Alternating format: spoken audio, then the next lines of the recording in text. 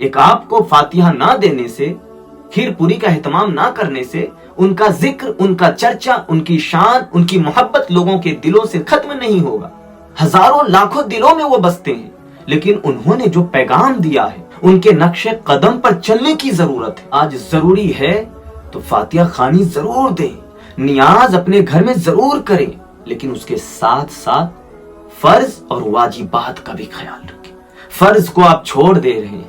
رمضان کے روزے کو آپ صحیح سلامت ہیں، پاک صاف ہیں، بہترین ہیں، لیکن پھر بھی چھوڑ دیتے ہیں۔ نفل کی جب باری آتی ہے، مستحب کی باری آتی ہے تو بہت ہی اہتمام اور انتظام کرتے کیجئے صاحب، لیکن یاد رکھیں مستحب کے بارے میں آپ سے نہیں پوچھا جائے گا کہ آپ نے بزرگان دین کے نام پہ لنگر کھلایا تھا یا نہیں کھلایا تھا، بزرگان دین کے نام سے شربت بانٹا تھا یا نہیں بانٹا تھا،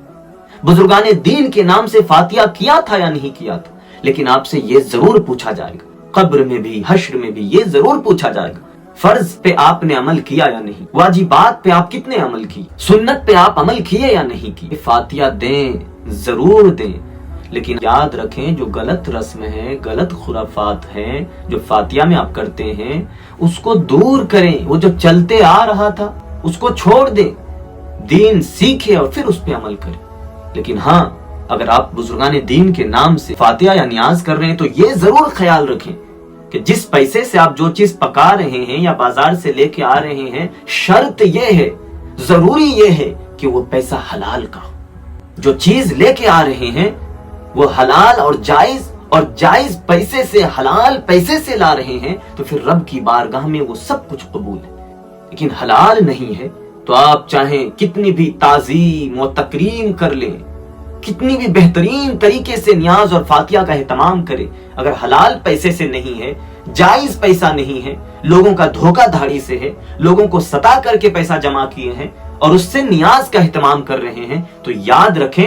اس سے نہ آپ کا فاتحہ نہ آپ کا نیاز قبول ہوگا۔ حالانکہ بزرگان دین ان سب رسم سے اور وہ ناجائز پیسوں سے جو ان کے نام پہ آپ فاتحہ لنگر کھلائیں گے تو وہ ناراض بھی ہوں گے۔ آج ضرورت ہے تو اس بات کی ضرورت ہے کہ ان بزرگان دین نے، ہمارے اسلاف کرام نے جو ہمیں درس دیا، جو سبق دیا، اس پہ عمل نہیں ہے۔ کیا کسی بھی بزرگان دین کا آپ تاریخ پڑھیں، انہوں نے کبھی فرض اور واجبات کو چھوڑا ہے؟